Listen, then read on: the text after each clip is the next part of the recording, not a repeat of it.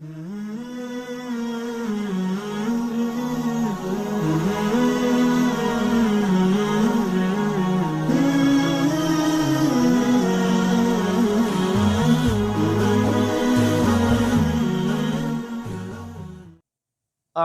باللہ السمیع العلیم من الشیطان الرجیم من ہمزہ ونفخہ ونفثہ وقال الذین کفروا لا تسمعوا لهذا القرآن والغوا فیہ لعلکم تغلبون عن ابی مالک الاشعری رضی اللہ تعالی عنہ قال قال رسول اللہ صلی اللہ علیہ وآلہ وسلم القرآن حجة لك أو عليك كل الناس يغدو فبائع نفسه فمعتقها أو موبقها رواه مسلم۔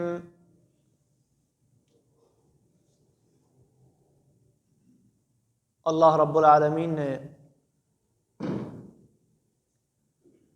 انسانوں کی ہدایت و رہنمائی کے لیے انبیاء اور رسل پر مختلف کتابیں اور صحیفے نازل فرمائے ہیں۔ قرآن کریم میں اللہ تبارک و تعالی نے تورات، زبور اور انجیل ان تین کتابوں کا ذکر کیا ہے، اور چوتھی قرآن ہے۔ اسی طرح ایک مقام پر ابراہیم علیہ السلام کو ملنے والے صحیفوں کا بھی ذکر ہے۔ ان ھذا لفی الصحف الاولی صحف ابراہیم و موسیٰ۔ اللہ کی جتنی بھی کتابیں، جتنے بھی صحیفے آسمان سے انبیاء کرام علیہم السلام پر نازل ہوئے، ہمارا ان سب پر ایمان ہے کہ وہ اللہ کی کتابیں تھیں، اللہ کا پیغام تھا جو اپنے اپنے دور اور اپنے اپنے وقت میں مختلف انبیاء اور رسولوں پر نازل ہوا۔ اللہ سبحانہ و تعالیٰ نے ان کتابوں کی حفاظت کی ذمہ داری بھی اس قوم، اس امت اور اس وقت کے لوگوں کو سونپ دی تھی۔ قرآن کریم اللہ فرماتے ہیں بِمَسْتُحْفِظُوا مِن کتاب اللہ، کہ انہیں کتاب اللہ کی حفاظت کی ذمہ داری سونپی گئی، لیکن وہ اس ذمہ داری کو کما حقہ نبھا نہ سکے۔ انہوں نے ہم سے جو پہلی اقوام تھی، جن میں سرفہرست بنی اسرائیل تھے، جن کے اندر تین کتابیں تورات، زبور اور انجیل نازل ہوئیں، اور اس سے پہلے بھی اللہ کی جو کتابیں نازل ہوئیں، ان سب لوگوں نے کتاب اللہ کی حفاظت نہ کی،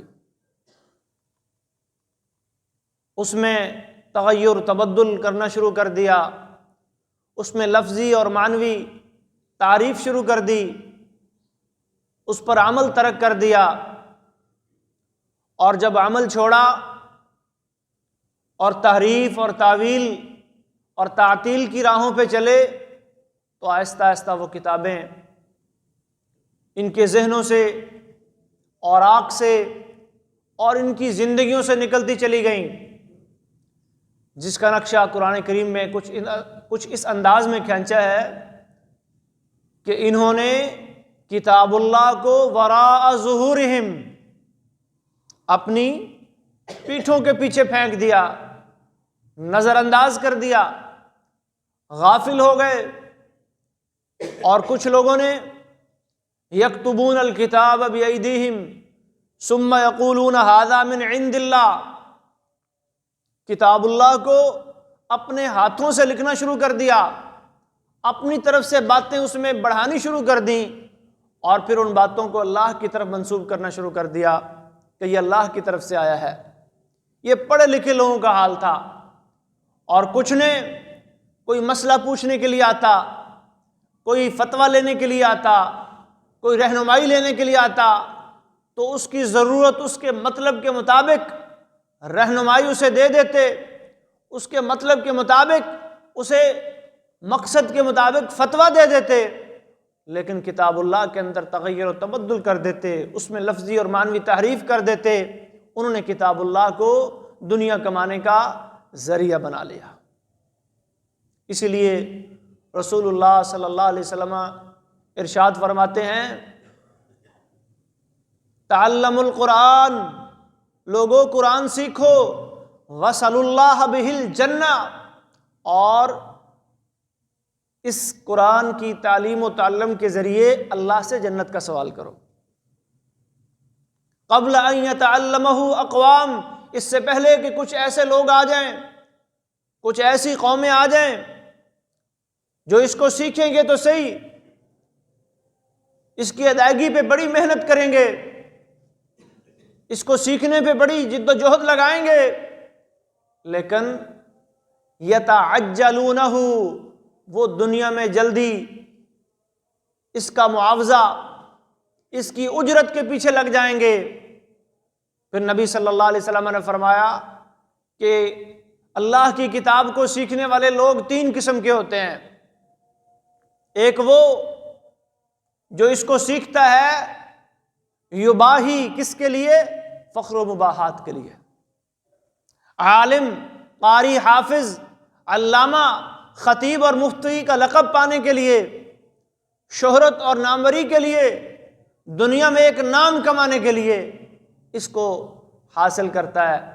اور ایسے افراد کے بارے میں نبی اکرم صلی اللہ علیہ وسلم نے ارشاد فرمایا، من تعلم علما، جس بندے نے ایسا علم سیکھا، مما یبتغى بہ وجہ اللہ، جو علم اللہ کی رضا کے لیے سیکھنا چاہیے تھا، لا يتعلمہ الا لیصیب بہ عرضا من الدنیا، لیکن یہ بندہ اسے دنیا کے کسی مفاد کے حصول کے لیے سیکھ رہا ہے، لم یجد عرف الجنت یوم القیامہ، یہ قیامت کے دن جنت کی خوشبو بھی نہیں پائے گا۔ اور فرمایا دوسرا بندہ یہ قرآن اس لیے سیکھے گا، یتعکل بہ، اس کو کمائی کا ذریعہ بنائے گا، اس کو دنیا کے اندر دنیا کمانے کا ذریعہ بنائے گا۔ اور تیسرا خوش نصیب انسان کون ہوگا؟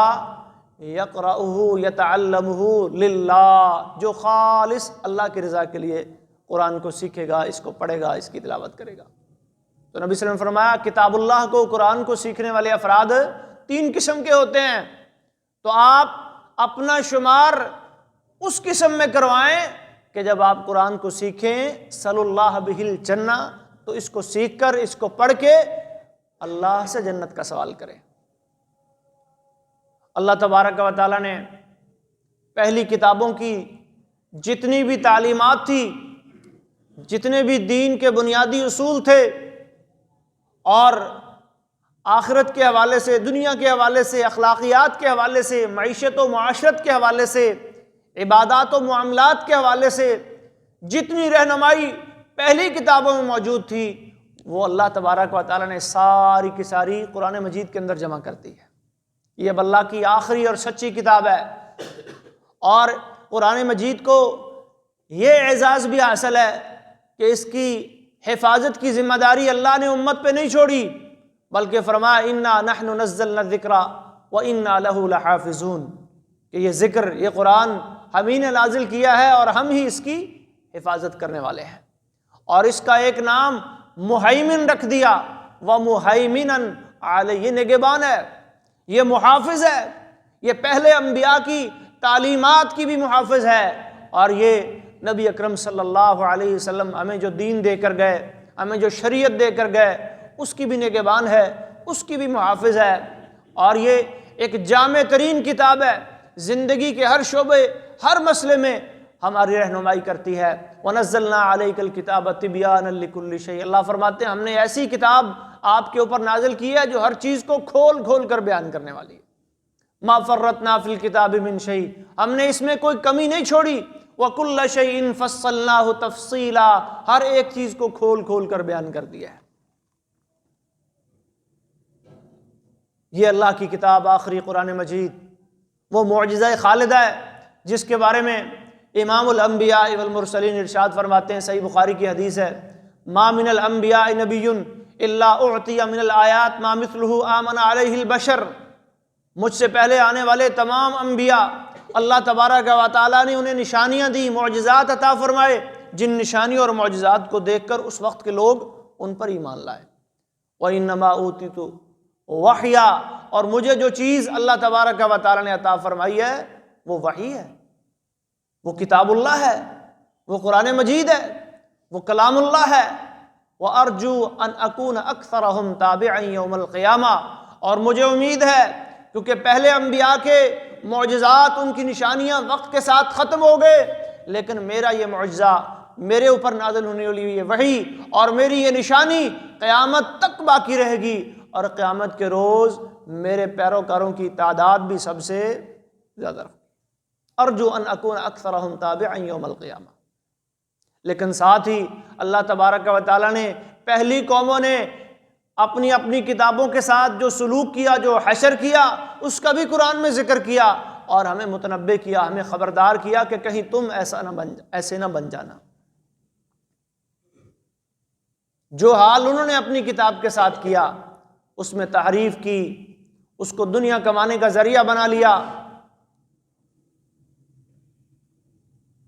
اور شہرت اور ناموری کمانے کا ذریعہ بنا لیا۔ ایک حدیث میں نبی کریم صلی اللہ علیہ وسلم نے فرمایا، لَتَتَّبِعَنَّ سُنَنَ مَنْ كَانَ قَبْلَكُمْ، لَتَتَّبِعُنَّ، تم ضرور بھی ضرور پیروی کرو گے، سُنَنَ مَنْ كَانَ قَبْلَكُمْ، اپنے سے پہلوں کے جو طریقے ہیں، ان کی جو روش ہے، جس روش پہ وہ چلے اس پہ ضرور تم بھی چلو گے۔ آج وہی ہو رہا ہے۔ قرآن کریم کے ساتھ غیر مسلم دنیا جو کر رہی ہے وہ تو کر رہی ہے، مسلم امہ، اپنے آپ کو مسلمان کہلوانے والے، وہ قرآن کے ساتھ ان کا رویہ کیسا ہے، ان کا قرآن کے ساتھ سلوک کیسا ہے؟ غیر مسلموں کے بارے میں تو اللہ رب العالمین نے ہمیں پہلے ہی خبردار کر دیا تھا کہ یہ مجرم، یہ کافر، یہ مشرک، یہ کیا چاہتے ہیں؟ یریدون لیطفئوا نور اللہ بافواہہم، یہ اللہ کی اس روشنی کو، یہ قد جاءکم من اللہ نور و کتاب مبین، یہ آنے والی یہ روشنی، یہ کتاب مبین کو یہ بجھانا چاہتے ہیں، یہ مٹانا چاہتے ہیں۔ یہ دلیل و برہان کے میدان میں جب ناکام ہو جاتے ہیں تو پھر یہ انتقام کی کاروائیوں پہ اتر آتے ہیں۔ پھر یہ جس طرح مکہ کے مشرکین نے نبی اکرم صلی اللہ علیہ وسلم پر اور آپ پر اترنے والی وحی کلام اللہ، کتاب اللہ پر اعتراضات کی بوچھاڑ کر دی، اور اس کا استہزاء بھی کیا، اس کا تمسخر بھی اڑایا۔ آج کے کافر اور مشرک بھی محترم بھائیوں، اسلام کے پھیلاؤ کو، اسلام کی اشاعت کو اور کتاب اللہ کی حقانیت کو جب دیکھتے ہیں کہ لوگ یہ کتاب پڑھ پڑھ کے اسلام کی طرف مائل ہو رہے ہیں، اسلام کی طرف آ رہے ہیں، تو پھر دلیل و برہان کے میدان میں مقابلہ کرنے کی بجائے وہ کیا کرتے ہیں؟ نعوذ باللہ اس کی توہین کرتے ہیں۔ جیسا کبھی پچھلے دنوں سویڈن کے اندر اور بعض دیگر یورپی ممالک کے اندر آپ لوگوں نے سنا، قرآن کریم کی بے حرمتی کی گئی، اسے پھاڑا گیا، اسے جلایا گیا۔ پیچھے نیت کیا تھی؟ پیچھے مقصد کیا تھا؟ کہ کسی نہ کسی طرح اس کتاب کی حیثیت کو ہم کم کر سکیں۔ قرآن میں اللہ فرماتے ہیں وَقَالَ الَّذِينَ كَفَرُوا لَا تَسْمَعُوا لِهَذَا الْقُرْآنِ، یہ کوئی نیا کام انہوں نے نہیں کیا۔ مکہ کے مشرک اور کافر اور نبی کریم صلی اللہ علیہ وسلم کے دور کے جو کافر تھے، اللہ کے باغی اور مجرم تھے، وہ بھی یہی کہا کرتے تھے۔ کہا کافروں نے لا تسمعوا لهذا القرآن، اس قرآن کو مت سنو، والغوا فیہ، اور جب اس کی تلاوت ہو رہی ہو جب محمد صلی اللہ علیہ وسلم یہ قرآن پڑھ رہے ہو تم اپنا شور و غوغا بلند کر دیا کرو، تم شور ڈال دیا کرو، تم لغو و لہب والی باتوں میں لوگوں کو الجھا دیا کرو، لعلکم تغلبون، شاید کہ ہو سکتا ہے غلبہ تمہیں مل جائے۔ انہوں نے اپنی ساری کوششیں کی، قرآن پر طرح طرح کے اعتراضات کیے، لولا نزل ھذا القرآن جملۃ واحدہ، جن میں سے ایک اعتراض یہ بھی تھا کہ یہ جی قرآن جس طرح پہلی کتابیں ایک ہی دفعہ اتر گئیں، قرآن ایک ہی بار کیوں نہیں اترا، یہ اس کو اترنے میں اتنا لمبا عرصہ کیوں نکل گیا، لگ گیا، 23 سال کا عرصہ لگ گیا۔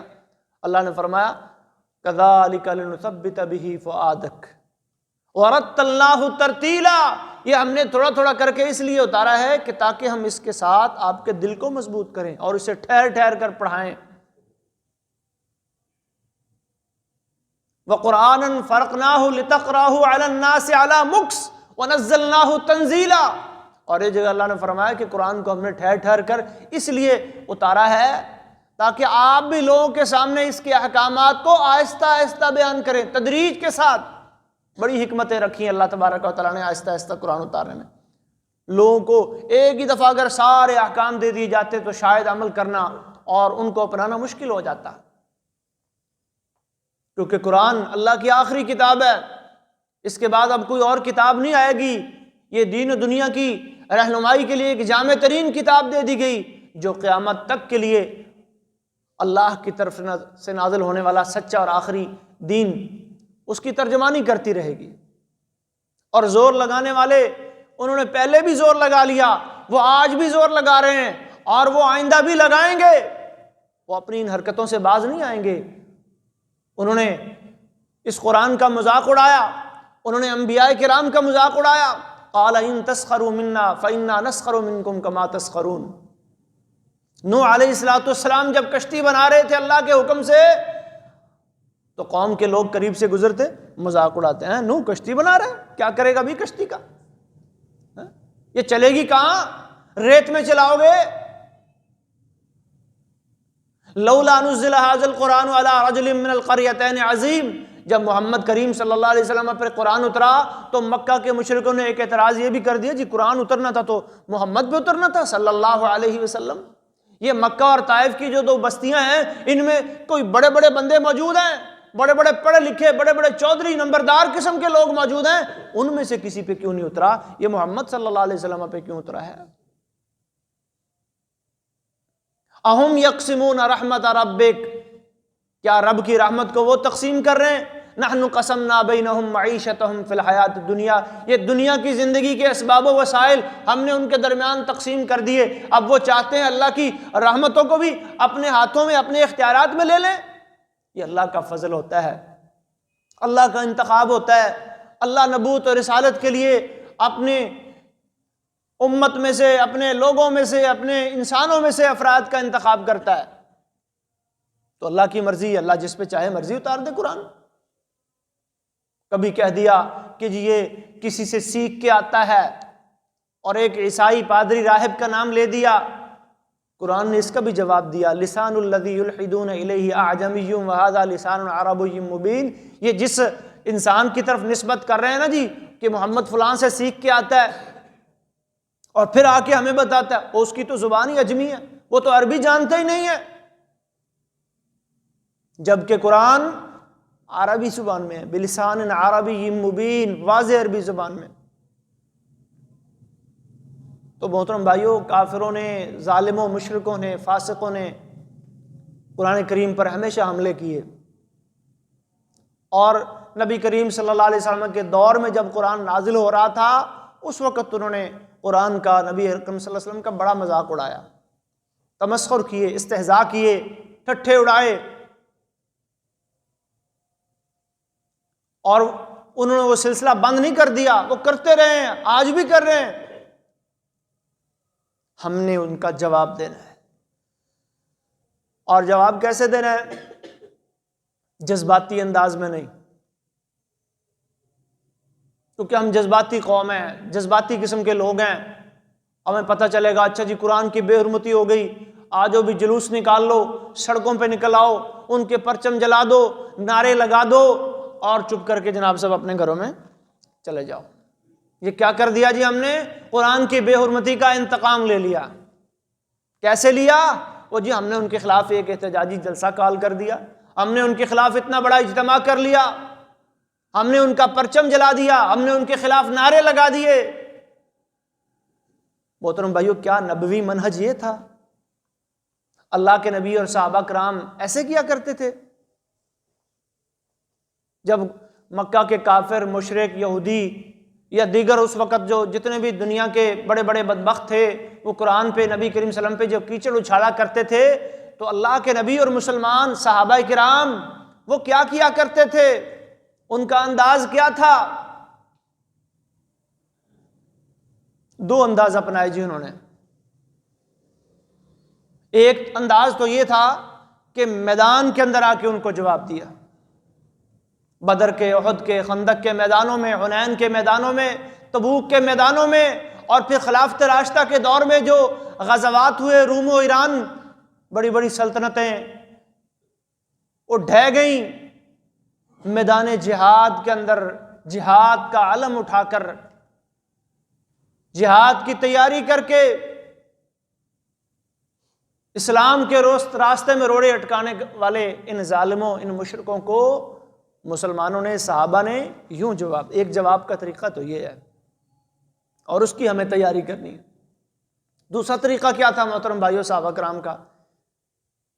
پوری زندگی صحابہ کرام کی خلافت راشدہ کا دور اٹھا لیں، اللہ کے نبی کا دور اٹھا لیں، آپ کو کوئی ایک کہیں ملے جی آج ہڑتال ہو گئی ہے، مدینہ منورہ میں یا مکہ میں ہڑتال ہو گئی ہے، یا احتجاجی مظاہرہ کیا ہو۔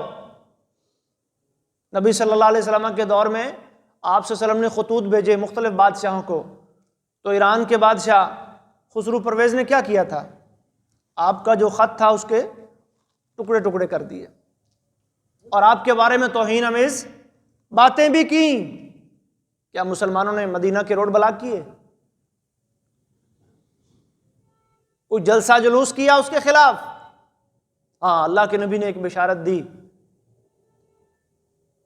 کہ جس طرح آج اس نے میرے خط کے ٹکڑے کیے ہیں، بد دعا دی اس کے بارے میں، اللہ تبارک و تعالیٰ اس کے بھی ٹکڑے ٹکڑے کرے گا۔ اور پیشین گوئی فرمائی کہ تم روم اور ایران، یہ بڑی بڑی جو بادشاہتیں ہیں، بڑے بڑے جو یہ لوگ ہیں، ان کے خزانے تم فتح کرو گے، کسریٰ کے خزانے، کیسر کے خزانے فتح ہوں گے۔ لیکن بھائیو، یہ کیسے ممکن ہوا؟ قرآن کی تعلیمات کو اپنانے سے، ان پر عمل کرنے سے، سیرت و سنت کو اپنانے، ان پر عمل کرنے سے۔ یہ دھرنوں، یہ احتجاجوں، یہ مظاہروں سے، یہ ہڑتالوں سے، یہ پرچموں کو جلانے سے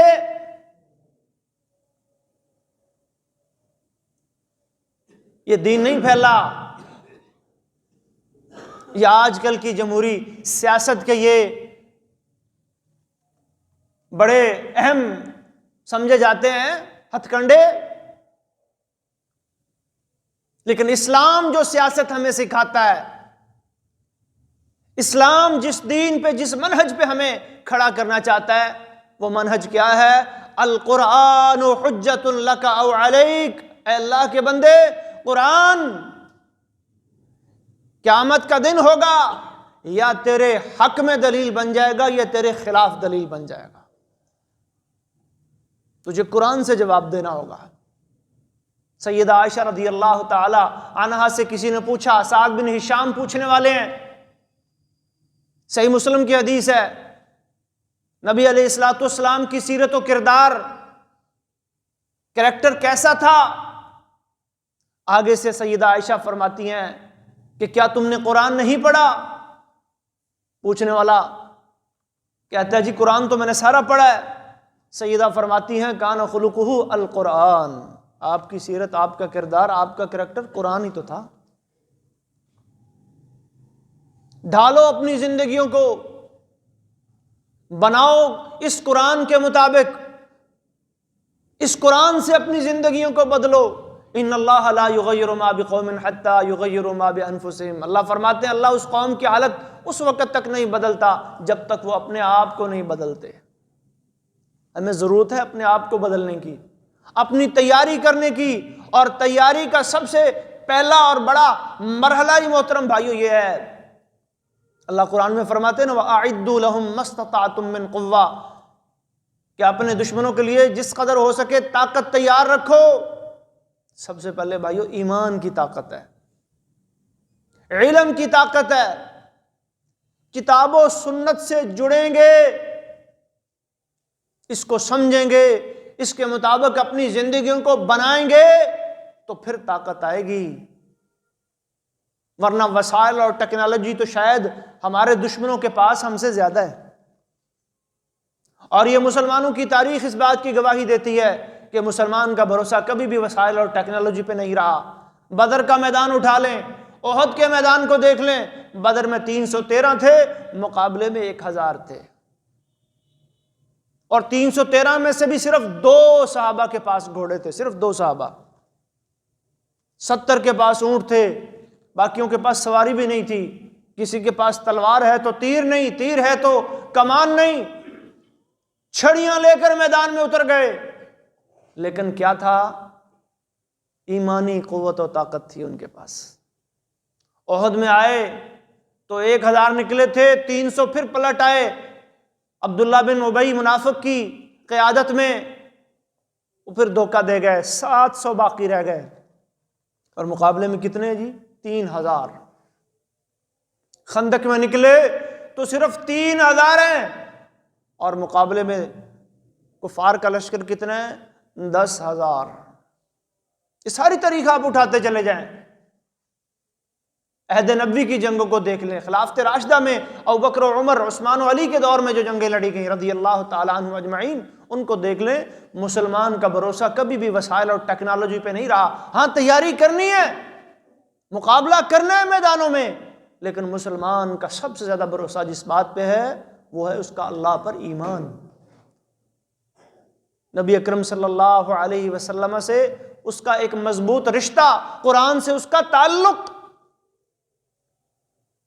اور ایسا مومن جب سنتا، بدر میں جب اللہ کے نبی نے بشارت دی، عمیر بن حمام الانصاری رضی اللہ تعالیٰ عنہ کھجوریں کھا رہے ہیں، کھجوروں کی تھیلی ہاتھ میں پکڑی ہوئی ہے، اللہ کے نبی بشارت دیتے ہیں جنت کی، سارعوا الی مغفرۃ من ربکم وجنت عرضها السماوات والارض۔ عمیر پوچھنے لگے اللہ کے نبی اگر میں قتل کر دیا جاؤں میں کہاں جاؤں گا؟ رسول اللہ نے فرمایا انت فی الجنہ، عمیر تم جنت میں جاؤ گے۔ تو عمیر رضی اللہ تعالیٰ عنہ نے وہ ہاتھ میں پکڑی ہوئی کھجوریں پھینک دی اور دشمن کی صف میں گھس گئے اور لڑتے لڑتے جام شہادت نوش کر لیا۔ یہ یقین تھا، یہ توکل تھا، اللہ کے نبی کی باتوں پر اعتماد تھا۔ لیکن یہ اعتماد کب پیدا ہوا محترم بھائیو؟ جب انہوں نے کتاب و سنت کو صحیح معنوں میں سمجھا اور پکڑا۔ اور ہمارا معاملہ کیا ہے؟ وقال الرسول یا رب ان قوم اتخذوا هذا القرآن مہجورا۔ سورہ فرقان میں اللہ فرماتے ہیں کہ اللہ کے رسول قیامت کے دن یہ شکوہ کریں گے، اے رب میری اس قوم نے اس قرآن کو کیا کر دیا تھا؟ مہجور، ترک کر دیا تھا، چھوڑ دیا تھا۔ ومن اظلم ممن ذکر بآیات ربہ، اس سے بڑا ظالم کون ہے جس کے سامنے رب کی آیات کو پڑھا جائے فأعرض عنہا، وہ ان سے اعراض کرے، ان سے کنارہ کشی کرے۔ وَإِذَا تُتْلَى عَلَيْهِ آيَاتُنَا وَلَّى مُسْتَكْبِرًا كَأَن لَّمْ يَسْمَعْهَا كَأَنَّ فِي أُذُنَيْهِ وَقْرًا۔ سورہ لقمان میں اللہ فرماتے جب اس پر ہماری آیات پڑھی جاتی ہیں تو ایسے منہ پھیر لیتا تکبر کی وجہ سے گویا کہ اس نے ان آیات کو سنا ہی نہیں۔ کافر تو دور کی بات ہے محترم بھائیوں، کیا آج کے مسلمان کا یہ حال نہیں ہے؟ ہم اپنے آپ کو چیک کیوں نہیں کرتے کہ ہمارا قرآن سے کیا تعلق ہے؟ کیا قرآن کل اللہ کی عدالت میں قیامت کے روز کٹہرے میں کھڑا ہو کے ہمارے حق میں شہادت دے گا، گواہی دے گا، یا کھڑا ہو جائے گا اللہ تیرے اس بندے نے قرآن تو پڑھا تھا لیکن اس نے قرآن پڑھ کے کیا کمایا؟ دنیا میں شہرت اور ناموری کمائی۔ یاد ہے نا جی وہ پہلا جہنم میں پھینکا جانے والا شخص، پہلے 3 افراد میں سے ایک قرآن کا قاری و عالم ہوگا، ایک شہید ہوگا اور ایک بہت بڑا سخی ہوگا۔ اللہ اس نے قرآن تو پڑھا، قرآن کی تلاوت تو کی، استماع تو کیا، لیکن اس نے قرآن پہ عمل نہیں کیا۔ یہ عمل سے غافل تھا، یہ تلاوت سے غافل تھا، یہ قرآن کی حفظ سے غافل تھا، یہ قرآن کو سننے سے غافل تھا۔ اسے موسیقی، میوزک اور ڈرامے اور سیریز دیکھنے سے ہی اللہ فرصت نہیں تھی، اس نے قرآن کیا سننا تھا۔ بدقسمتی سے اب اسلامی ڈرامے نکل آئے ہیں، اور ہمارے گھروں میں بڑے شوق سے ان کو دیکھا، اور ان ڈراموں نے کیا کیا؟ ہمیں قرآن سے، قرآن کی تلاوت سے، قرآن کو سننے سے، قرآن میں تدبر و تفکر کرنے سے، قرآن کے احکامات پر عمل کرنے سے غافل کر دیا۔ اسلامی ترانوں کی بھرمار ہو گئی، جس کو دیکھو ہاں بھی کیا ہے نعت سن رہا ہوں، ہاں بھی کیا ہے اسلامی ترانہ سن رہا ہوں۔ وہ قرآن سننے سنانے کا، پڑھنے پڑھانے کا، سمجھنے سمجھانے کا ماحول جو صحابہ کرام کے دور میں تھا، ختم ہوتا چلا گیا۔ ہمارے خطباء کو دیکھ لیں، ہمارے اسٹیجوں کیا ہو رہا ہے جی؟ شاعری ہو رہی ہے، شعر و شاعری ہو رہی ہے۔ کیا ہو رہا ہے جی؟ وہ حلیمہ کی لوریاں سنائی جا رہی ہیں، سنتے نا جی، وہ شیمہ کی لوری ہیں، کسی نے حلیمہ کی لوری بنا لی، کسی نے ایسی، کسی لوری کا کوئی اسلام میں تصور نہیں ہے۔ من گڑت قسم کی لوریاں بنا لی، یہ جی شیمہ کی لوری ہے، یہ حلیمہ کی لوری ہے، یہ فلاں کی لوری ہے، اور عوام کو اس راستے پہ لگا دیا، آؤ جی آپ بھی لوریاں سنو، میٹھے میٹھے شعر سنو، میٹھی میٹھی آوازیں سنو، اور جناب صاحب جلسے میں آؤ، مطلب کھانے وانے کھاؤ اور خوش ہو کے گھر کو چلے جاؤ۔ یہ ہمارا تعلق۔ رمضان آیا، قرآن کھول لیا، غلاف میں بند تھوڑا سا اس کی تلاوت کر لی، اور یہ سمجھ لیا جی میں نے ایک قرآن ایک ختم کر لیا، بہت بڑا جو ہے وہ میں نے مار کا سر کر لیا۔ عبداللہ بن مسعود کہتے ہیں کہ جب ہم اللہ کے نبی کے زمانے میں قرآن کریم کی تلاوت کیا کرتے تھے تو 10 آیتیں جب پڑھتے، ان کو سمجھتے، ان میں جو احکام ہوتے ان پر عمل کرتے، پھر آگے چلتے۔ یہ صحابہ کا انداز تھا قرآن کو پڑھنے کا۔ میں بچپن سے لے کر جوانی تک، جوانی سے لے کر بڑھاپے تک پتہ نہیں کتنی بار قرآن کو پڑھ چکا ہوں۔ جو لوگ پڑھتے ہیں ان کی بات کر رہا ہوں، کچھ وہ بھی ہیں ہمارے معاشرے میں جنہوں نے کبھی ہاتھ ہی نہیں لگایا۔ یہ پڑھنے والوں کی بات ہو رہی ہے، لیکن جب بات تدبر و تفکر کی آتی ہے، افلا یتدبرون القرآن ام علی قلوب اقفالها، کیا ہو گیا یہ لوگ قرآن میں تدبر کیوں نہیں کرتے؟ کیا ان کے دلوں پہ تالے لگے ہوئے؟ جگہ جگہ اللہ نے قرآن میں تدبر کا، تفکر کا، یتفکرون، یتدبرون، فاعتبروا یا اولي الابصار، یہ الفاظ استعمال کیے ہیں۔ تدبر کرو، تفکر کرو، غور کرو، سمجھو۔ یہ قرآن کا اصل، دنیا کے اندر مختلف کتابیں لکھی جاتی ہیں، ہر کتاب کا کوئی نہ کوئی موضوع ہوتا ہے۔ کتاب لکھنے والا تمہید کے اندر، دیباچہ کے اندر کیا لکھتا ہے جی؟ اس کا یہ ٹاپک میں نے اس موضوع پہ یہ کہتا، میں نے معاشیات پہ لکھی ہے، میں نے سیاست پہ لکھی ہے، میں نے معیشت پہ لکھی ہے، میں نے کوئی ناول لکھا ہے، میں نے کوئی کہانی لکھی ہے، میرا یہ مقصد تھا اس کو لکھنے کا۔ قرآن کا موضوع کون ہے؟ قرآن کا مخاطب کون ہے؟ یا ایھا الانسان، تو ہے اے انسان قرآن کا مخاطب، تو ہے قرآن کا موضوع۔ پورا قرآن تیری زندگی کے گرد گھومتا ہے، تیری پیدائش سے لے کر تیری وفات تک، جس میں تیری زندگی کے تمام پہلو بھی ہیں۔ تیری موت کا ذکر ہے، تیری آخرت کا ذکر ہے، تیری معیشت و سیاست کا ذکر ہے، معاشرت و طرز زندگی کا ذکر ہے، عبادات ہیں، معاملات ہیں۔ کبھی غور کریں تو پتہ چلے نا یہ قرآن ہمیں کیا رہنمائی دیتا ہے۔ اقوال زرعی ہم بڑے شوق سے پڑھتے ہیں اور شیئر کر رہے ہوتے ہیں، جی فلاں ارسطو کا قول ہے، افلاطون نے یہ کہا، سقراط اور بقراط کے اقوال نقل کر رہے ہوتے ہیں، جرمن اور یورپ کے جو مفکرین ہیں، نیٹسے نے یہ کہا، فلاں نے یہ کہا۔ یہ پڑھے لکھے لوگوں کی بات ہے، ان کی آپ کمپنیز میں جائیں نا، وہ اس طرح کے جو مطلب فلاں کا یہ قول ہے جی فلاں، کبھی دیکھا ہے رب کا قول کیا ہے؟ ان سائنسدانوں، ان مفکروں، ان سیاستدانوں کو بنانے والا، پیدا کرنے والا، ان کو عقلیں اور دماغیں، سوچیں دینے والا خالق کائنات، اس کا کلام کیا کہتا ہے؟ یا ایھا الانسان ما غرک بربک الکریم، اے انسان کس نے تجھے تیرے اتنے کریم رب کے بارے میں دھوکے میں ڈال دیا؟ تو کیوں اس کی کتاب سے غافل ہو گیا؟ تو نے کیوں اہل کتاب کی طرح اللہ کی کتاب کو وراء ظہورہم، پشتوں کے پیچھے ڈال دیا؟ اور پھر ہم احتجاج یہ کرتے ہیں جی سویڈن کی کیا جرت کہ وہ ہمارے قرآن کو جلائے؟ تو کیا کر رہا ہے؟ تیرا کیا رویہ ہے رب کے قرآن کے ساتھ؟ تو کتنی صفوں کی تلاوت کرتا ہے روزانہ؟ نبی صلی اللہ علیہ وسلم نے فرمایا کہ جو شخص فجر کی نماز کے بعد قرآن کی 2 آیتیں سمجھ لیتا ہے، پڑھ لیتا ہے، ان کی تلاوت کر لیتا ہے، وہ ایسے ہے جیسے وہ وادی عقیق میں جائے اور وہاں سے 2 مہار والی اونٹنیاں، اونٹ کے جو ناک میں وہ لگام سے ڈالی جاتی ہے اسے مہار کہتے ہیں، مفت میں پکڑ کے لے آئے۔ کون چاہتا ہے تم میں سے؟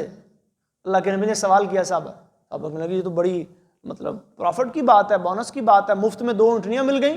فرمایا صبح اگر آپ قرآن کی 2 آیتوں کی تلاوت کر لیں نا، ان میں تدبر و تفکر کر لیں، ان کو سمجھ لیں، ان پر عمل کی نیت کر لیں، یہ ایسے ہی جیسے آپ نے 2 اونٹنیاں مل گئی۔ جو 3 کر لے گا اس کو 3 مل گئی، جو جتنی زیادہ قرآن کی آیات کی تلاوت کر لے گا اس کو اتنی زیادہ اونٹنیاں مل جائیں گی، مفت میں، بغیر محنت کے، بغیر پیسے کے۔ قرآن کی تلاوت کو اپنا معمول بنائیں، قرآن سے اپنی زندگی کو جوڑیں۔ سب سے پہلے قرآن پر ایمان، یہ اللہ کی سچی اور آخری کتاب ہے، اس کا کوئی نعم البدل نہیں۔ دنیا کی ساری کتابیں ملا دی جائیں، دنیا کے سارے فلسفی اور مفکرین ملا دیے جائیں، کتاب اللہ کا مقابلہ نہیں کر سکتے۔ کوشش کرنے والوں نے کوشش کر کے دیکھ لی، اللہ نے قرآن میں چیلنج کر دیے، لاؤ اس جیسی کوئی کتاب، کوئی 10 سورتیں لے آؤ، کوئی 1 سورت لے آؤ، کوئی 1 آیت لے آؤ، لیکن کوئی اللہ کے اس چیلنج کا جواب، عرب کے بڑے بڑے فصحا، بڑے بڑے بلغا، بڑے بڑے ادیب عاجز آ گئے۔ اور یہ چیلنج رب کے قرآن کا آج بھی ہے، دنیا کا کوئی فصیح و بلیغ اٹھے اور بنا کے دکھائے اس جیسی کوئی 1 آیت بنا کے دکھائے، 1 سورت بنا کے دکھائے، نہیں بنا سکے۔ اسی لیے تو قرآن کو معجزہ کہا جاتا ہے۔ جب اس کا مقابلہ نہیں کر سکتے، فَإِن لَّمْ تَفْعَلُوا وَلَن تَفْعَلُوا فَاتَّقُوا النَّارَ الَّتِي وَقُودُهَا النَّاسُ وَالْحِجَارَةُ أُعِدَّتْ لِلْكَافِرِينَ۔ اللہ قرآن میں فرماتے ہیں تم یہ کام آج تک نہیں کر سکے، وَلَن تَفْعَلُوا، اور مستقبل کے بارے میں بھی کہہ دیا ہرگز کر نہیں سکو گے۔ تو آ جاؤ پھر ڈر جاؤ اس آگ سے جس کا ایندھن لوگ اور پتھر ہیں، جو اللہ نے کافروں کے لیے، قرآن کے منکروں کے لیے، قرآن کی اہانت اور توہین کرنے والوں کے لیے جو جہنم اللہ نے تیار کی، اس سے بچ جاؤ۔ آج اس پر ایمان لے آؤ، اس کی تکذیب کو چھوڑ دو، اس کو جادو کہنا چھوڑ دو، اس کو کہانت کہنا چھوڑ دو، اس کو اساطیر الاولین، او جی یہ تو پہلے لوگوں کی قصے کہا۔ آج بھی کئی لوگ کہتے ہیں ہم مسلمانوں میں کہ یہ پرانی مولویوں کی بنائی ہوئی باتیں ہیں، یہ قصے کہانیاں، چھوڑو ان کو، کیا رکھا ہے ان باتوں میں، یہ دقیانوسی باتیں، یہ پرانی باتیں۔ اپنے قرآن کے اوپر اپنے ایمان کو مضبوط بنائیں، یہ اللہ کی سچی اور آخری کتاب ہے، اور اسی میں میری دنیاوی اور دینی کامیابی ہے، اور اس میں میرے دین دنیا کے ہر مسئلے کا حل موجود ہے، ہر مسئلے میں رہنمائی موجود ہے۔ مجھے جب بھی کوئی مشکل پیش آئے گی میں قرآن سے رہنمائی لوں گی۔ یہ ہے قرآن پر ایمان، اس کی تلاوت، اس کو اپنا معمول بنائیں۔ ان الذین یتلون کتاب اللہ واقاموا الصلاۃ وانفقوا مما رزقناہم سرا وعلانیہ یرجون تجارۃ لن تبور۔ اللہ وعدہ کر رہے ہیں کہ جو لوگ کتاب اللہ کی تلاوت کرتے ہیں اور نماز قائم کی انہوں نے، اور اللہ کے دیے ہوئے رزق میں سے خرچ کیا، یرجون تجارۃ لن تبور، وہ ایسا سودا کر رہے ہیں، وہ ایسی ڈیل کر رہے ہیں، ایسی تجارت کر رہے ہیں جس میں فائدہ ہی فائدہ ہے، نقصان ہے ہی نہیں۔ یہ فائدے کی تجارت ہے، اس میں نقصان کی، دنیا کی تجارتیں ان میں فائدہ بھی ہو سکتا ہے، نقصان بھی ہو سکتا ہے، لیکن یہ جو تجارت رب العالمین سے ہو رہی ہے، یرجون تجارۃ لن تبور، یہ فائدے کی ہے، نقصان کی نہیں ہے۔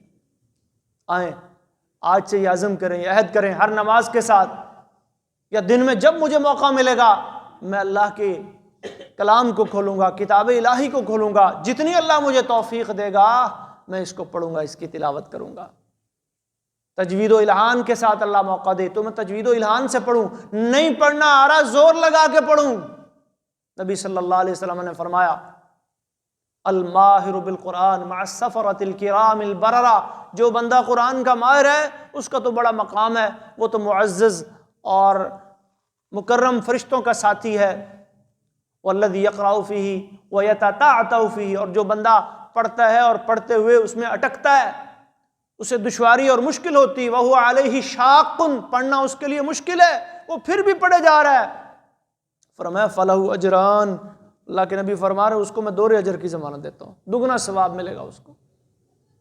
اس کی زبان میں لکنت ہے، یا علم کی کمی کی وجہ سے اس کے لیے پڑھنا مشکل ہے، یا آنکھیں ساتھ نہیں دے رہی، یا عمر کے اس حصے میں پہنچ چکا ہے کہ اس کے لیے پڑھنے میں دشواری ہو رہی، لیکن وہ پھر بھی اللہ کا بندہ کوشش کے ساتھ اپنی اس نے ایک روٹین بنائی ہوئی ہے کہ میں نے بھئی کتاب اللہ کی تلاوت کرنی، وہ پڑھتا ہے، پڑھے جا رہا ہے، فرمایا لہو اجران، اس کے لیے کیا ہے جی؟ دوہرا اجر ہے۔ تو اس پر ایمان بھی رکھنا ہے اور اس کی تلاوت کو بھی اپنا معمول بنانا ہے۔ یہ رمضان کے لیے صرف قرآن نہیں آیا، اگرچہ رمضان میں قرآن کی تلاوت کرنا بھی بڑا اجر و ثواب ہے، لیکن بھائیو قرآن ہماری ساری زندگی کے لیے آیا ہے، ساری زندگی ہم اس کی تلاوت کرتے پڑھتے پڑھاتے جو ہے وہ گزارتے ہیں۔ اور تیسرا کام بھائی ہے تعلم، خیرکم من تعلم القرآن وعلمہ، تم میں سے بہترین شخص کون ہے؟ جو قرآن کو سیکھے اور اس کو سکھائے۔ ہمارے ہاں ایک رواج ہے کہ بچپن میں بچوں کو مسجد میں بھیجا جاتا ہے یا مدرسے میں، جاؤ بھائی قرآن سیکھ لو، ایک اچھی روایت ہے کہ مسلمانوں کے بچے بچپن میں ہی جو ہے وہ قرآن سیکھ لیں، لیکن بچہ جب بڑا ہو جائے یا کوئی انسان بڑی عمر تک پہنچ جائے اور وہ اس نے قرآن کسی وجہ سے نہیں پڑھ سکا اور پھر پڑھنے میں لوگ عار محسوس کرتے ہیں، شرم، اچھا میں اب اتنا بڑا ہو گیا اب میں پڑھوں۔ محترم بھائیو، صحابہ کرام جب نبی کریم صلی اللہ علیہ وسلم کے پاس آئے تھے، مسلمان ہوئے تھے، وہ سارے کوئی بچے نہیں تھے، سارے بچے تھے، نوجوان تھے، ان میں بوڑھے بھی تھے۔ ابو ہریرہ رضی اللہ تعالیٰ عنہ عجمی تھے، فارس سے آئے تھے، زبان عربی نہیں تھی، لیکن قرآن سیکھا، اپنی عمر کو، اپنے پیشے، اپنے ہنر کو، اپنی تجارت کو کتاب اللہ کی تعلیم میں رکاوٹ نہیں بننے دیا۔ کوئی جانور چرا رہا ہے، کوئی مویشی چرا رہا ہے، کوئی تجارت کر رہا ہے، کوئی محنت مزدوری کر رہا ہے، کسی کی ملازمت ہے، اپنے دنیا کے کام بھی کر رہے ہیں، ساتھ میں جب بھی موقع ملتا ہے اللہ کے رسول کے پاس آ کے قرآن سیکھتے اور سکھاتے ہیں، صحابہ کی مجلس میں بیٹھتے ہیں، قرآن سیکھتے اور سکھاتے ہیں۔ عمر رضی اللہ تعالیٰ عنہ جانور چرایا کرتے تھے، صحیح بخاری میں حدیث آتی ہے، ایک انصاری صحابی کے ساتھ دن مقرر کر لیا، بے ایک دن تم چرایا کرنا، ایک دن میں، اور پھر اللہ کے نبی کے پاس جاتے اور قرآن سیکھتے، دین سیکھتے۔ تو اپنی عمر کو، اپنے پیشے کو، اپنی مصروفیات کو قرآن سیکھنے اور سکھانے میں کبھی بھی رکاوٹ نہ سمجھیں۔ یہ اللہ کا کلام ہے، اللہ کی آخری کتاب ہے، یہ کتاب ہدایت ہے، اس کے ساتھ اپنے آپ کو جوڑنے کا بہترین ذریعہ اور طریقہ یہ ہے کہ سیکھنے اور سکھانے کا عمل جاری و ساری رکھیں، اور اس طرح یہ پیغام دیں کہ تم قرآن کی توہین کر کے، تم قرآن کی گستاخی کر کے، تم قرآن کی بے حرمتی کر کے ہمارے دلوں سے قرآن کی محبت کو نکالنا چاہتے تھے، لیکن ہمارا بچہ، ہمارا جوان، ہمارا بوڑھا، ہمارا مرد، ہماری عورت، ہمارے معاشرے کا ایک ایک فرد دیکھو قرآن سے کیسے جڑ گیا ہے۔ صحابیات رضی اللہ عنہم، انہوں نے اللہ کے نبی سے درخواست کی، جی سارا وقت صحابہ لے جاتے ہیں، صحیح بخاری کتاب العلم کی روایت ہے، ہمیں بھی کوئی دن طے کریں نا جی، ہمارے لیے بھی کوئی ٹائم بنائیں۔ اللہ کے نبی فرمایا ٹھیک ہے جی، فلاں دن تمہارا ہے، فلاں مکان میں جمع ہو جایا کرنا، اس مکان میں اللہ کے نبی انہیں تعلیم دیتے ہیں، وہ بھی پیچھے نہیں تھی۔ تو آج ہم بھی اپنی زندگیوں سے قرآن سیکھنے اور سکھانے کے لیے تھوڑا وقت نکالیں۔ اس کا ادب و احترام یہ بھی بہت ضروری ہے محترم بھائیوں۔ ادب و احترام کے کچھ ضوابط وہ ہیں جو لوگوں نے بنائے ہوئے ہیں، اور کچھ ادب و احترام کے قاعدے اور ضابطے وہ ہیں جو ہمیں دین سکھاتا ہے۔ دین کے ضابطے وہ معتبر ہیں، انہی کو اپنائیں۔ صاف ستھری جگہ، پاک صاف ہو کر اس کو پکڑیں، ہاتھ لگائیں، پڑھیں توجہ کے ساتھ۔ کچھ ضابطے ہم نے بنائے نہیں جی، اس کو سبز رنگ کے غلاف میں لپیٹنا ہے، اونچی جگہ پر رکھنا ہے، اس کو کمر نہیں ہونے دینی، اس سے اوپر نہیں بیٹھنا، کرسی پہ ہے تو مطلب نیچے قرآن پڑھا تو آپ نے کرسی پہ نہیں بیٹھنا، اس کو پیٹھ نہیں ہونے دینی، یا فلاں فلاں اس طرح کے ضابطے بنائے ہوئے جان بوجھ کے محترم بھائیو یہ کام اگر کریں گے تو پھر یہ بھی توہین کے زمرے میں آئیں گے۔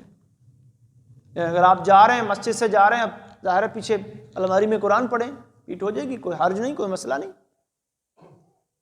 کوئی نیچے کی منزل میں ہے، آپ اوپر چلے گئے ہیں، اوپر جا کے بیٹھ گئے تو اوپر کی منزل میں جو رہ رہے ہیں نیچے قرآن بھی پڑھے۔ مساجد کئی منزل، مسجد حرام میں کئی منزلیں قرآن پڑھے ہوتے ہیں۔ اصل ادب یہ ہے کہ آپ قرآن کی تلاوت کو، اس کے تدبر و تفکر کو اپنائیں اور اس پر عمل کرنا۔ محترم بھائیو، عمل یہ بہت ضروری چیز ہے جس سے آج کا مسلمان غافل ہو چکا ہے۔ رب العالمین نے قرآن میں جو واضح احکامات دیے ہیں، وَأَقِیمُوا الصَّلَاةَ، نماز قائم کرو، ہم اپنی نمازوں سے غافل ہیں۔ سورہ مدثر میں اللہ فرماتے ہیں کہ جہنمی لوگ جب جہنم میں چلے جائیں گے تو جنتی سوال کریں گے، مَا سَلَكَكُمْ فِي سَقَرَ، بتاؤ تمہیں سقر، جہنم کے ناموں میں سے ایک نام سقر بھی ہے، تمہیں جہنم میں کس چیز نے ڈالا؟ وہ 4 باتیں کریں گے۔ کتنی باتیں؟ 4 باتیں کہیں گے، جی 4 وجہ تھی جس کی وجہ سے ہم جہنم میں چلے گئے۔ لم نکو من المصلین، سب سے پہلی بات کیا تھی؟ ہم نمازیں نہیں پڑھتے تھے۔ دوسری بات کیا تھی؟ ولم نکو نطعم المسکین، ہم مسکینوں کو کھانے نہیں کھلاتے تھے، ہمارے مال میں جو اللہ نے فقراء اور مساکین کا حق رکھا تھا ہم وہ نہیں نکالتے تھے۔ تیسری بات کیا ہے؟ وَكُنَّا نَخُوضُ مَعَ الْخَائِضِينَ، لوگ مذاق اڑاتے تھے نا جی، دین کا، دینی شاعر کا، اسلام کا، کتاب اللہ کا، تو ہم بھی ان کے ساتھ ہنسی اور مذاق میں لگ جاتے تھے۔ یہ بڑی بے ادبی اور بے حرمتی کی بات ہوتی ہے کہ دینی شاعر کو، اللہ کے نبی کو، قرآن کو، کتاب اللہ کو، اسلامی شاعر کو آپ ان کا مذاق اڑائیں۔ کوئی داڑھی کا مذاق اڑا رہا ہے، کوئی پردے کا مذاق اڑا رہا ہے، کوئی کسی کے اسلامی لباس کا مذاق اڑایا جا رہا ہے، اور یہ آج ہمارے مسلم معاشرے میں ہو رہا ہے۔ اور اپنے آپ کو بڑا پڑھا لکھا اور دانشور کہنے والے وہ مذاق اڑا رہے ہیں۔ اور چوتھی بات وہ کیا کہیں گے؟ وَكُنَّا نُكَذِّبُ بِيَوْمِ الدِّينِ، ہمیں تو یقین نہیں تھا کہ مرنا بھی ہے، ہم یہ قیامت کے دن کے بدلے کے دن کو ہم جھٹلایا کرتے تھے۔ ہم کہا کرتے تھے کہ بھئی یہ دنیا 4 دن کی ہے، رنگین ہے، اس کی رنگینوں سے فائدہ اٹھاؤ، موج مستی کرو، پتہ نہیں کب ختم ہو جائے، یہ موج مستی کے لیے دنیا اللہ نے دی، ہم یہ کہا کرتے تھے۔ آج ہماری سوچ بھی تو یہ بننے، کھاؤ پیو موج کرو، مزے اڑاؤ، پرسکون رہو، بس یہ کئی لوگوں کی سوچ بن چکی ہے۔ تو جہنمی یہ 4 جواب دیں گے، ہم نماز نہیں پڑھتے تھے، ہم مسکین کو کھانا نہیں کھلاتے تھے، اور ہم یہ دین کا، قرآن کا جب لوگ مذاق اڑایا کرتے تھے تو ہم بھی ان کے ساتھ مذاق اڑایا کرتے تھے، اور ہم قیامت پر ہمارا یقین نہیں تھا، ہم جھٹلاتے تھے مرنے کے بعد ہم نے کوئی نہیں اٹھنا، بس 4 دن کی زندگی ہے، کھاؤ پیو موج مستی کرو۔ محترم بھائیو، زندگی واقعی 4 دن کی ہے، عارضی ہے، فانی ہے، لیکن یہ جب ختم ہونی ہے تو پھر اللہ کے سامنے پیش ہونا ہے، اللہ کو جواب دینا ہے، اللہ نے پوچھنا ہے۔ قبر کے اندر جو 4 سوال ہونے نا جی، 4 سوال ہیں قبر کے۔ من ربک، تیرا رب کون ہے؟ من نبیک، تیرا نبی کون ہے؟ ما دینک، تیرا دین کیا ہے؟ اور چوتھا کیا ہونا ہے؟ تجھے کیسے پتا چلا؟ یہ چوتھا سوال ہے۔ عام طور پر کہا جاتا ہے 3 سوال، لیکن یہ 4 سوال ہیں۔ چوتھا سوال کیا ہے؟ تجھے کیسے پتا چلا؟ کیف علمت بہذا؟ تو جو مومن ہوگا، فَأَمَّا الْمُؤْمِنُ أَوِ الْمُوقِنُ، صحیح بخاری کے الفاظ ہیں، وہ کہے گا جانا کتاب اللہ، ہمارے پاس اللہ کی کتاب آئی، اللہ کے نبی نے ہمیں بتایا کہ یہ اللہ کی کتاب ہے، کتاب اللہ ہے، ہم نے اس کو پڑھا، اس کو سمجھا، اس پہ غور کیا، ہمیں پتہ چلا کہ ہمارا رب اللہ ہے۔ فَعَلَمَ أَنَّهُ لَا إِلَهَ إِلَّا اللَّهُ، اس میں ہمیں پتہ چلا کہ محمد صلی اللہ علیہ وسلم ہمارے رسول ہیں، محمد رسول اللہ صلی اللہ علیہ وسلم۔ اس میں ہمیں پتہ چلا کہ ہمارا دین اسلام ہے، ان الدین عند اللہ الاسلام۔ تو پاس ہو گیا، یہ کامیاب ہے یہ۔ اور جو فیل ہو جائے گا وہ بلا کیا کہے گا؟ وہ ان پہلے 3 سوالوں کے بارے میں تو یہ کہے گا نا جی ہاں لا ادری، بھائی میں کچھ نہیں جانتا، افسوس مجھے کوئی پتہ نہیں۔ تو جب چوتھے کی باری آئے گی تو فرشتہ آگے سے گا لا تلیت ولا دریت، نہ تلا یتلو تلاوت سے ہے، نہ تو نے کتاب اللہ کو پڑھا، ولا دریتا اور نہ کسی پڑھنے والے سے پوچھ کر جانا، تو پڑھا ہوا نہیں تھا، کسی عالم سے پوچھ ہی لیتا۔ تو بھائیو پڑھنے سے، تدبر و تفکر سے، عمل سے یہ بات بننی ہے، ورنہ یہ جلسے جلوس، یہ ہڑتالیں، یہ مطلب نکل جاؤ جی سڑکوں پہ، فلاں کے جھنڈے جلا دو اور پھر چپ کر کے آ کے مطلب سود بھی کھاؤ، نمازیں بھی نہ پڑھو، زکاتیں بھی نہ دو، قرآنی احکام کی کھلم کھلا خلاف ورزی کرو اور کہو جی ہم بڑے اہل سنت ہیں، ہم اہل الحدیث ہیں، ہم مسلمان ہیں، قرآن ہمارے حق میں شہادتیں دے گا۔ ایسے نہیں ہوگا۔ قرآن اس شخص کے حق میں شہادت دے گا جس نے قرآن اپنی زندگی میں قرآن کے مطابق عمل کیا، قرآن کے مطابق اپنی زندگی کو بنایا۔ تو یہ موقع ہے آپ کے پاس ایک بہترین جواب دینے کا دنیا کے سارے کافروں مشرکوں کو کہ تم ہمیں قرآن سے دور کرنا چاہتے ہو، نہیں کر سکتے، تم اس روشنی کو بجھانا چاہتے ہو، اللہ فرماتا ہے نہیں بجھا سکتے، یہ روشنی انشاءاللہ قیامت تک جلے گی اور یہ روشنی بڑھے گی اور قرآن سے ہماری محبت بڑھے گی، لیکن کیسے بڑھے گی؟ تلاوت کے ساتھ، تدبر کے ساتھ، تفکر کے ساتھ، تعلیم و تعلم کے ساتھ، قرآن سننے اور سنانے کے ساتھ اور قرآن کے مطابق اپنی زندگی کو ڈالنے کے ساتھ۔ اللہ ہم سب کو عمل کی توفیق دے۔ وآخر دعوانا الحمدللہ رب العالمین، وقولوا قولی ھذا استغفر اللہ لی ولکم ولسائر المؤمنین واستغفروہ انہ هو الغفور الرحیم۔